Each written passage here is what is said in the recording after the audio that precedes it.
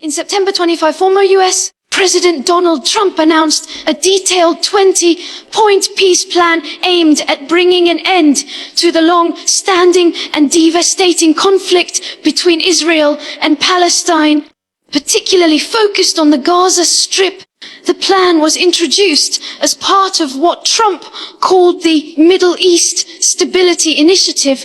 While many nations viewed the plan as a hopeful attempt to rebuild Gaza and ensure security for Israel, others saw it as a political strategy that leaned too heavily in favor of Israel's interests.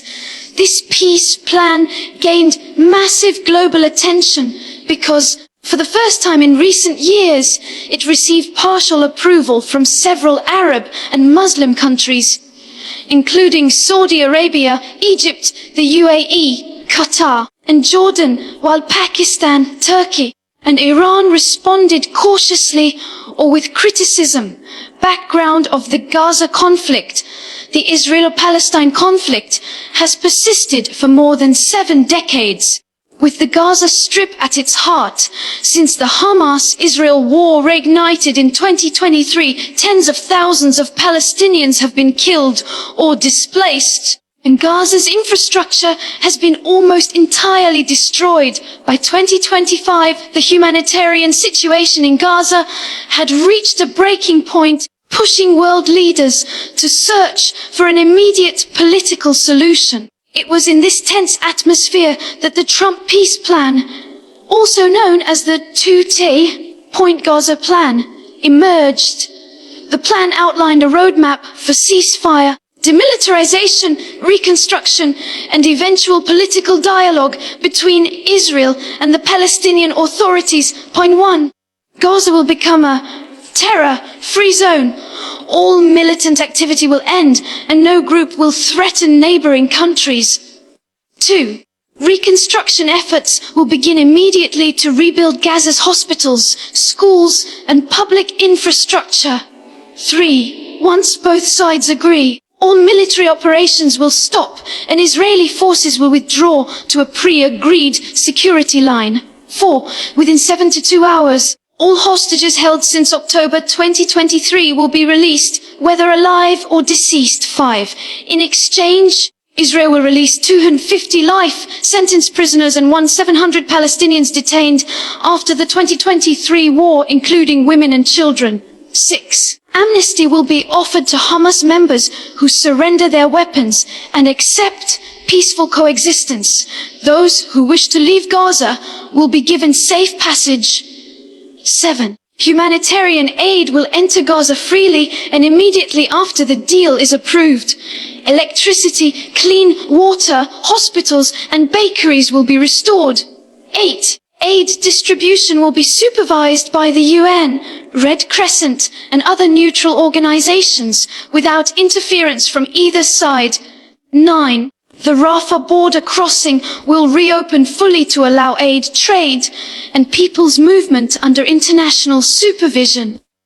10. Gaza will be temporarily governed by a technocratic Palestinian administration, a non-political group of experts responsible for public services. 11. A special economic zone (SEZ) will be created in Gaza, promoting investment, trade, and jobs for locals. 12. No citizen will be forced to leave Gaza. Those who wish to stay can remain, and those who left may return freely. 13. Hamas or any militant group will not hold any power in Gaza's governance. All weapons factories, tunnels, and rockets will be destroyed under international monitoring. 14. Arab nations will act as regional guarantors, ensuring Hamas and other groups do not return to militancy. 15. The United States, Arab countries, and global partners will form an international stabilization force, ISFF, to maintain peace, train local police, and oversee aid. 16. Israel will not annex or permanently occupy Gaza. Its forces will gradually withdraw as stability improves. 17. If Hamas refuses to cooperate, parts of the plan can still be implemented in terror-free zones of Gaza to help civilians. 18. The plan promotes interfaith dialogue between Jews, Muslims, and Christians to build long-term peace and tolerance. 19. The plan envisions a pathway toward Palestinian self-determination and eventual statehood, depending on governance reforms and stability. 20. Finally, the United States will facilitate future peace talks between Israel and Palestine for a permanent two-state political solution. Supporters of the plan's announcement was met with mixed reactions worldwide. Some countries saw it as a practical step toward peace, while others called it unfair and politically motivated. 1. United States. Naturally, the US was the leading force behind the plan. Trump described it as a deal that saves lives, restores hope, and secures the Middle East for future generations. 2. Saudi Arabia. Saudi Arabia offered conditional support. The Saudi Foreign Ministry said the plan could work only if Israel agreed not to reoccupy Gaza and if Palestinian civilians were granted full rights and humanitarian aid. 3. Egypt strongly supported the plan because of its direct control over the Rafah border crossing. Cairo was assigned a key role in monitoring aid and maintaining regional security. 4. United Arab Emirates, so UAE. The UAE backed the economic side of the plan. Emirati officials said they would invest in Gaza's reconstruction and special economic zone once stability was ensured. 5.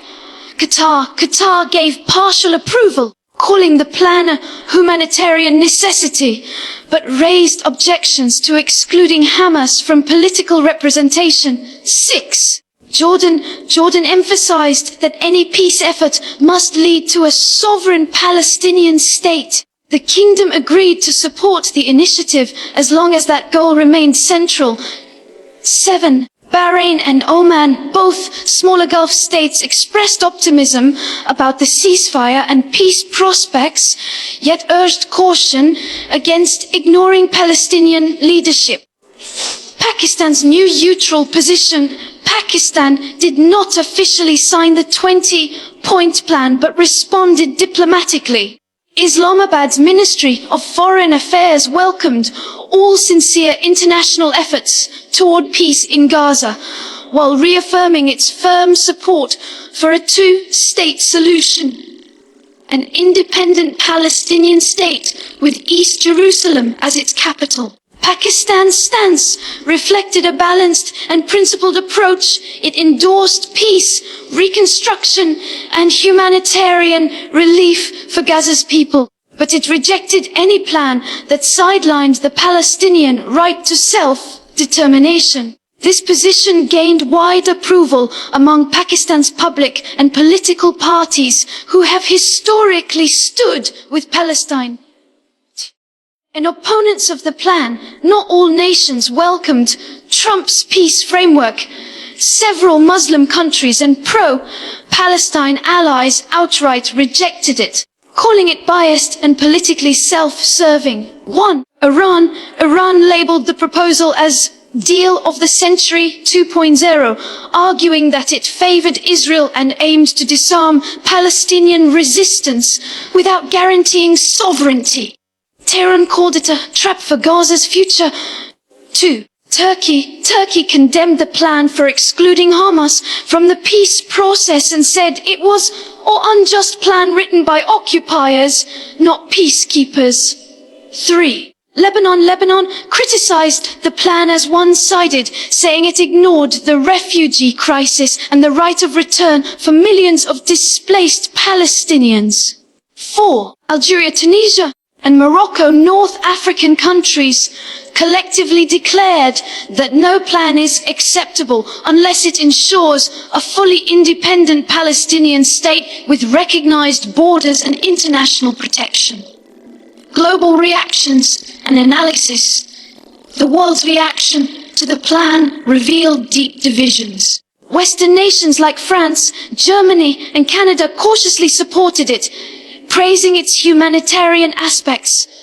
However, Russia and China criticized the plan for being unbalanced and drafted without full Palestinian consultation. The United Nations welcomed any step that could reduce civilian suffering, but emphasized the root causes of occupation and inequality. Most security analysts noted that the plan focused more on extraction, rather than police, more on sanctuary.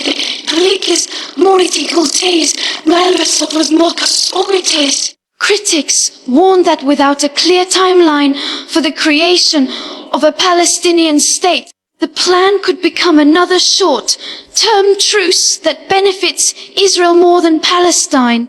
Hopes for peace and future possibilities. Despite controversy, the 20-point Gaza Peace Plan revived global conversations about peace in the Middle East. It addressed many urgent humanitarian needs: food, shelter, and healthcare, and created a framework for rebuilding Gaza's economy. For the first time, Arab and Western countries cooperated on a shared peace framework. The inclusion of an international stabilization force, ISF, offered the possibility of enforcing security without direct Israeli occupation. If implemented sincerely, the plan could end years of bloodshed, rebuild Gaza's devastated cities, pave the way for a two-state solution. However, the success of the plan depends on mutual trust, something that has been lacking for generations. Without genuine political will from both Israel and Palestinian factions, even the most detailed agreements can collapse into renewed violence. The role of the Muslim world. The Muslim world remains divided in its approach to the Gaza conflict. While Saudi Arabia, Egypt, and the UAE seek pragmatic peace and regional stability, Iran and Turkey advocate for resistance against Israel's occupation policies. In this divide, Pakistan has continued to stand as a moral voice, calling for peace, justice, and the right of Palestinians to self-governance. Many analysts believe that Pakistan, with its balanced diplomatic stance and influence among Muslim countries, could play a mediating role in the future peace process.